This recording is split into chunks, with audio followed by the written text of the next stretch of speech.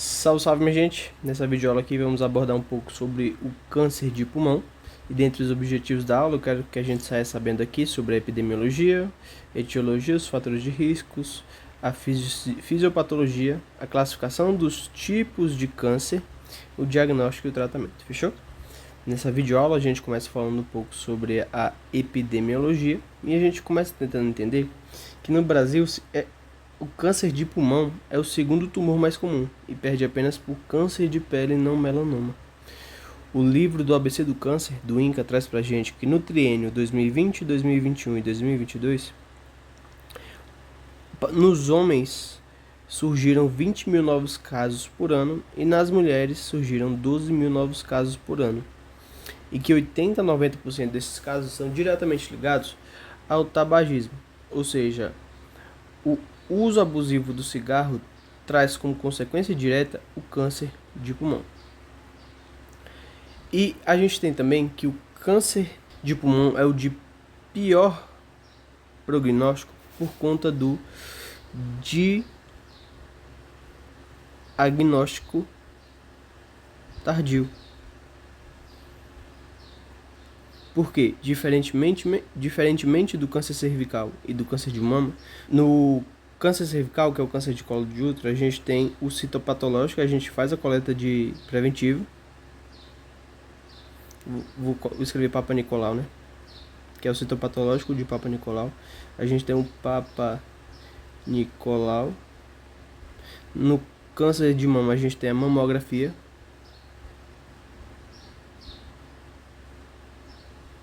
E todos esses dois pontos, eles são utilizados para um alto volume de pessoas, enquanto o câncer de pulmão a gente não tem um teste de rastreio específico que aguente suportar o alto volume de pessoas.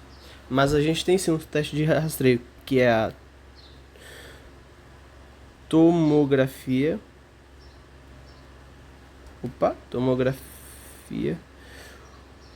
computadorizada de baixa dose. A gente utiliza uma pequena quantidade de glicose, porque o câncer, o tumor em si, ele utiliza muita glicose. Quando a gente utiliza um pouco de glicose nessa tomografia, vai diretamente pro tumor, né? Mas a gente não consegue fazer isso em alto volume de pessoas. Por quê? Porque a gente tem uma distribuição desigual de tomógrafos e uma alta concentração de tomógrafos em hospitais privados. Isso se torna muito caro quando comparado ao investimento de políticas de cessação ao tabagismo, ou seja, políticas de tentar ensinar a população que é melhor não fumar é muito mais barato do que a gente investir em tomógrafos para toda a população. Então, esse rastreio se destina-se a populações de alto risco. E quem que é a população de alto risco? São pessoas com idade maior que 50 anos e com a carga tabágica maior que 20 anos máximo. Peraí. E aí a gente entra na etiologia dos fatores de riscos, porque o câncer de pulmão ele é majoritariamente comportamental, porque os agressores ambientais vão interagir com o indivíduo geneticamente suscetível. E o câncer de pulmão, o seu risco é diretamente proporcional à carga tabágica. Ou seja, quanto maior a carga tabágica do paciente, maior o risco dele desenvolver câncer de pulmão durante a vida. E aí a gente tem que dentre as 5 mil substâncias químicas do cigarro, 69 são conhecidas. E a gente vai destacar duas dessas 69, que são as nitrosaminas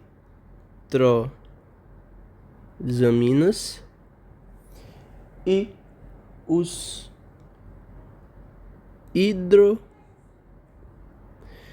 hidrocarbonetos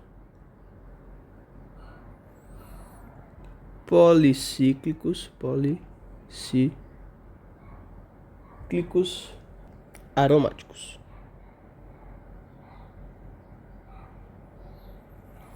E elas são subprodutos da combustão incompleta do cigarro. E aí a gente vai ter a enzima citocromo P450, que vai tentar metabolizar essas nitrosaminas e os hidrocarbonetos policíclicos aromáticos. E o que é que acontece? Quando a gente tenta, quando o citocromo P450 tenta metabolizar as nitrosaminas e os hidrocarbonetos policíclicos aromáticos, a gente chega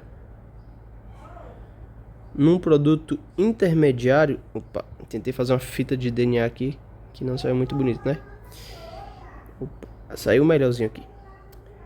O subproduto intermediário da metabolização dos hidrocarbonetos e das nitrosaminas são o que a gente chama, que eu vou desenhar aqui de vermelho, de adutos de DNA. São os adutores do DNA que causam uma mutação no gene TP53, que faz a proteína guardiã do genoma, que é a P53, não funcionar. E aí a gente começa a ter uma proliferação exagerada dessas células neoplásicas. E aí a gente entra nos fatores de riscos, que são o asbesto, sílica, fundição de metais, fuligem, queima de biomassa. O asbesto, ele é um dos que mais é o maior fator de risco, né? Porque ele é muito utilizado em construção civil para fazer aqueles telhados ondulados cinza, sabe? E aí é um material de muito baixo custo e de alta resistência ao fogo, por isso ele é muito utilizado. E comparando aqui esses 5 fatores de riscos, que é o asbesto, sílica, fundição de metais e a fuligem, a biomassa, a gente tem que a construção civil,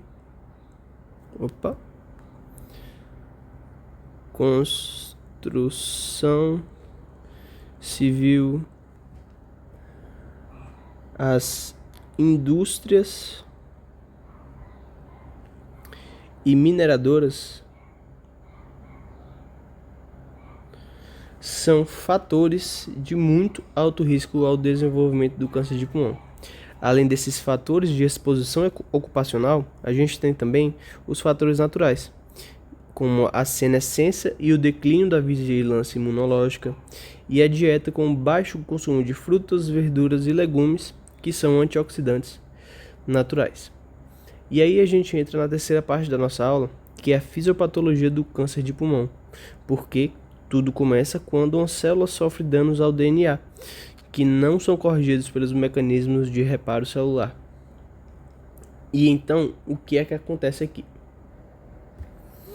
Eu vou ter um receptor, aqui vocês conseguem ver esse Yzinho aqui, que era para estar conectado aqui, né? Que eu não consegui conectar, agora tá. É um receptor de fator de crescimento. E o principal fator de crescimento do câncer de pulmão é o EGF, ou seja, o EGFR, que é o receptor do fator de crescimento do pulmão, ele vai estar constantemente ativado. E constantemente ativado, ele sinaliza ao núcleo da célula que é para ela se dividir, que é para os cromossomos se dividirem. E aí a gente inicia uma divisão celular exagerada. Sacou?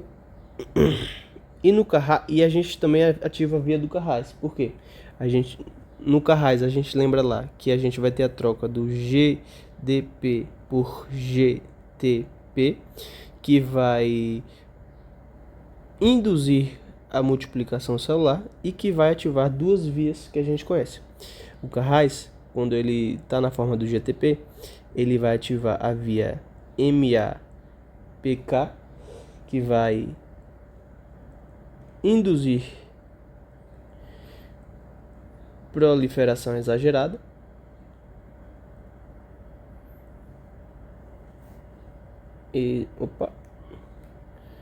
exagerada. E ele também vai ativar via PI3K, que vai inibir a apoptose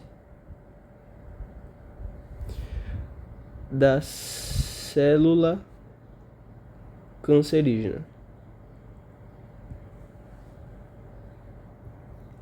E aqui eu faltei escrever que o EGFR envia sinais constantes de divisão celular sem ter um indutor em seu receptor.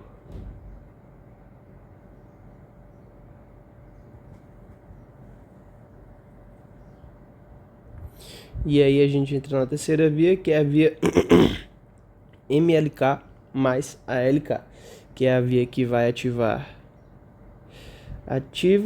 a tirosina quinase, que impulsiona o crescimento tumoral. E o que é a tirosina quinase? A tirosina quinase é um interruptor molecular dentro da célula. E quando ela é ativada permanentemente, ela vai impulsionar o crescimento tumoral, tá? E aí a gente vai utilizar terapias-alvo de inibidores, vou escrever em azul, inibidores da tirosina quinase.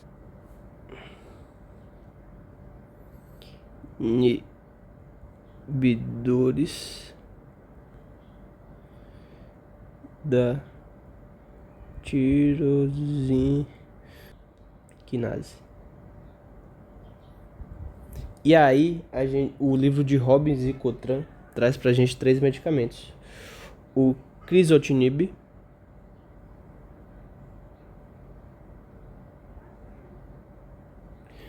o ceritinib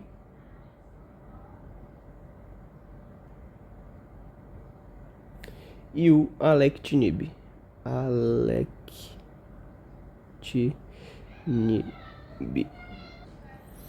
E esses 3 medicamentos aqui, eles vão apresentar resultados superiores à quimioterapia convencional.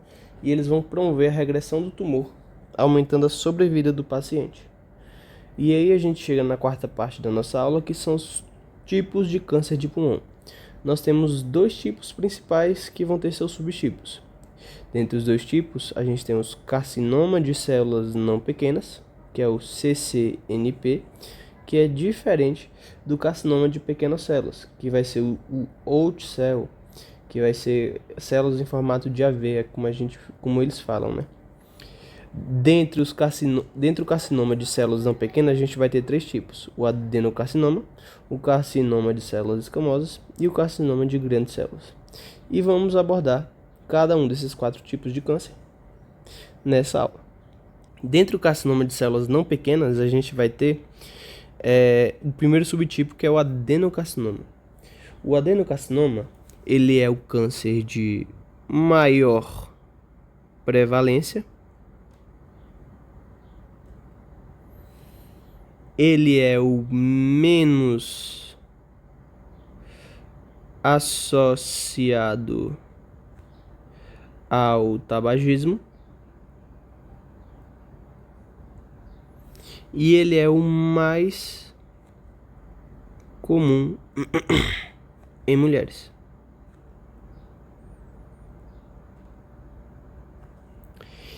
E a sua localização é predominantemente periférica.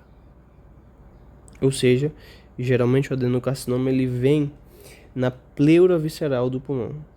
Pleura visceral.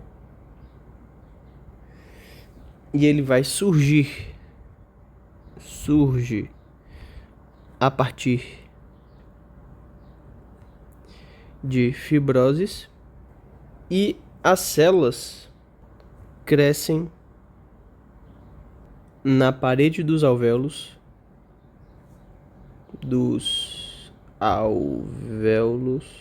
sem invadir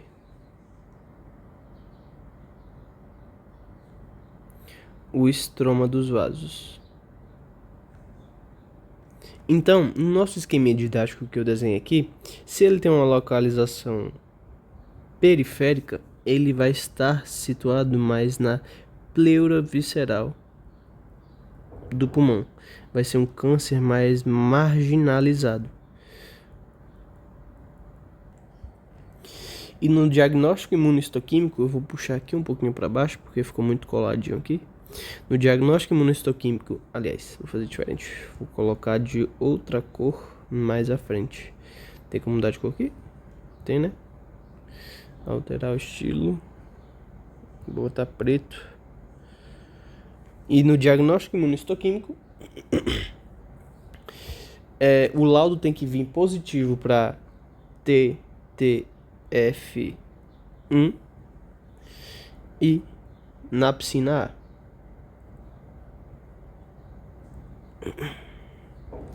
E depois do adenocarcinoma, a gente fala um pouco sobre o carcinoma de células escamosas.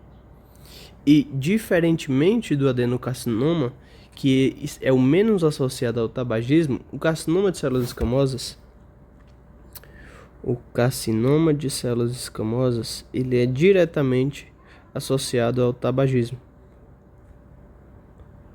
Enquanto o adenocarcinoma tem uma localização periférica, o carcinoma de células escamosas, ele tem uma localização central. Escreva de maiúsculo. Central, se originando nos grandes brônquios do pulmão. Grandes brônquios do pulmão.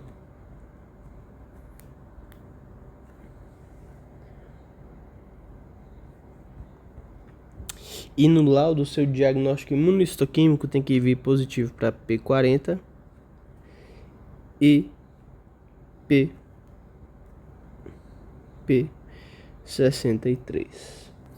E como ele é um pulmão de localização central, a gente vai ter que o seu crescimento é direcionado à luz dos brânquios. E se tem um crescimento à luz dos brânquios, pode obstruir esse canal, causando dispneia e falta de ar no paciente. E depois do carcinoma de células escamosas, a gente entra no carcinoma... eu esqueci de falar uma parada aqui. Que é a viazinha do carcinoma de células escamosas. A gente vai ter que a fumaça, ela vai causar uma metaplasia escamosa do epitélio respiratório, e isso vai causar uma displasia, que vai evoluir para um carcinoma in situ e depois para um carcinoma invasivo, que é o que acontece no carcinoma de células escamosas. E no carcinoma de grandes células, a gente tem que é o de menor incidência. A gente tem que o seu diagnóstico é feito por exclusão, porque diferente do adenocarcinoma e diferente do CCE, a gente não tem marcadores imunohistoquímicos conhecidos para o carcinoma de grandes células. E por isso que é feito por exclusão. Se a gente tem imunomarcadores que não são P40 ou P63 ou TTF1 e napsina, a gente tende a considerar que pode ser um carcinoma de grandes células. E o carcinoma de grandes células, ele é altamente agressivo. E ele provoca extensas áreas de hemorragia e necrose.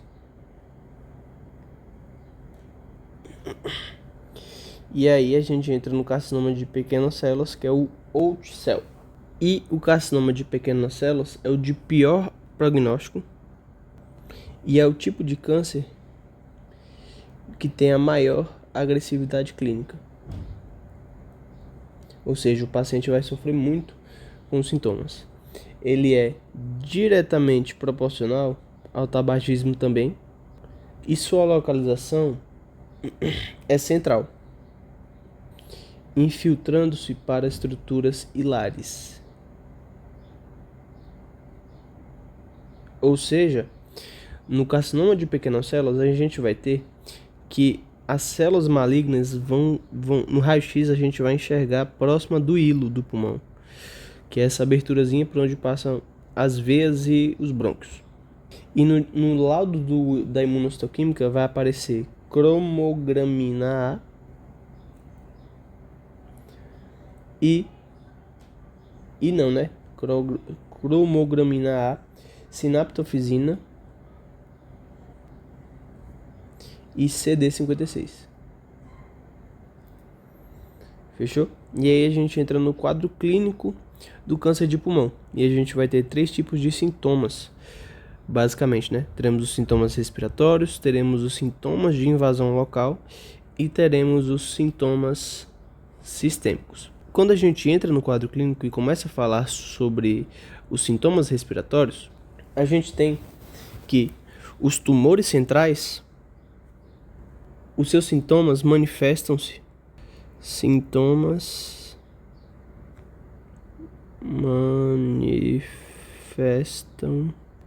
mais cedo devido à irritação brônquica. Enquanto os tumores periféricos, os sintomas podem permanecer silenciosos até atingir a pleura ou a parede torácica, que é onde a gente vai ter os nervos e a compressão do nervo vai causar dor e algum outro sintoma. Sintomas podem permanecer silenciosos até atingir a pleura ou a parede torácica. Os sintomas eu vou escrever em azul, tá? Entre os sintomas, aliás, né? A gente vai ter esses sintomas comuns, né? Que vai ser a tosse persistente, a hemoptise, que é a tosse com sangue, a dispneia e a dor torácica. E aí a gente entra nos sintomas de invasão local.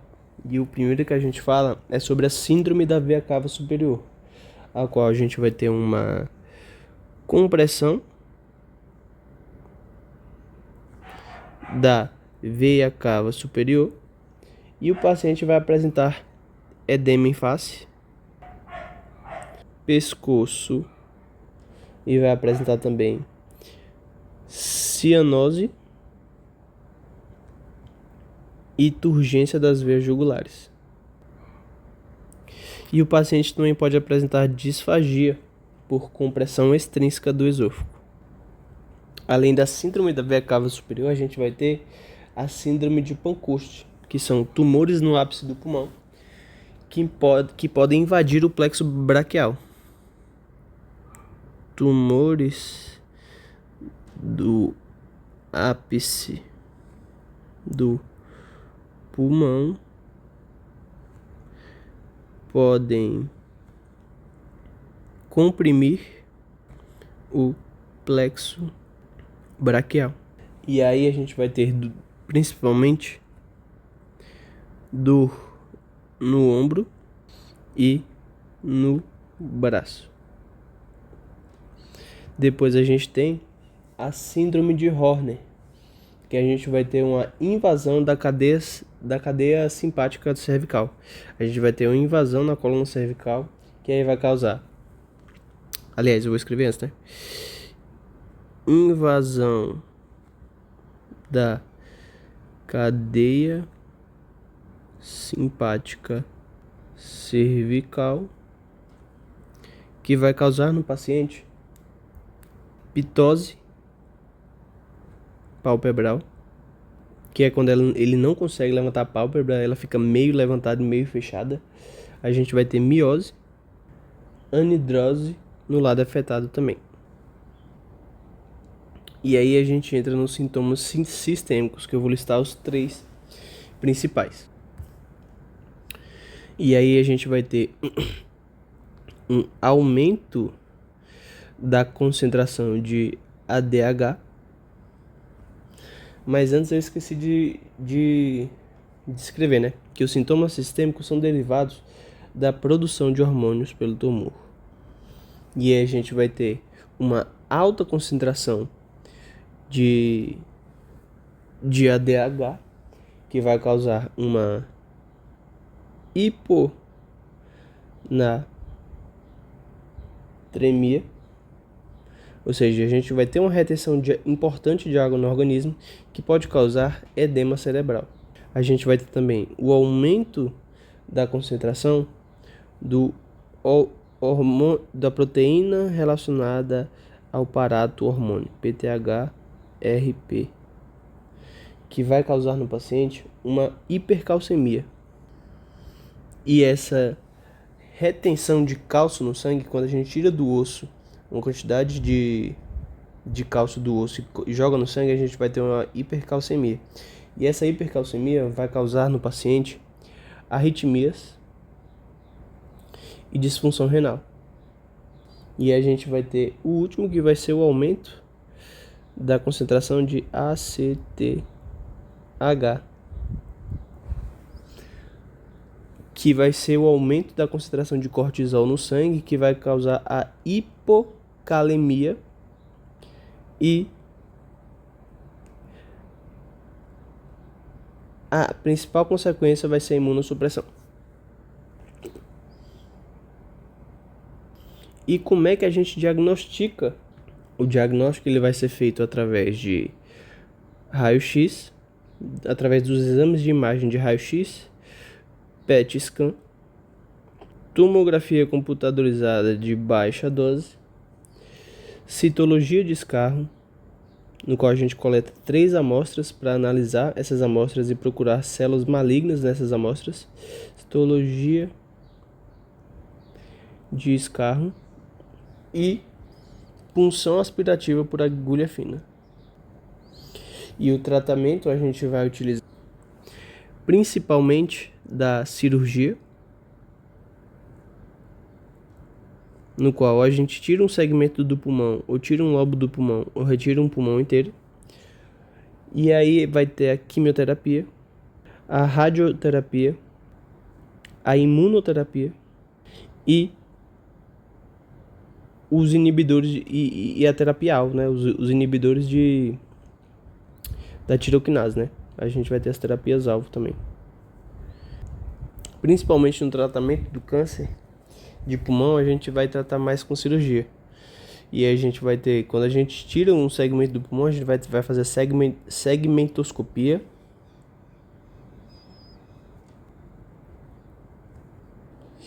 E não é segmentoscopia, é segmentotectomia. E aí a gente vai ter também a lobectomia, que vai retirar um lobo do pulmão, lobectomia. E a pneumonectomia, que é a retirada de um pulmão inteiro. Fechou?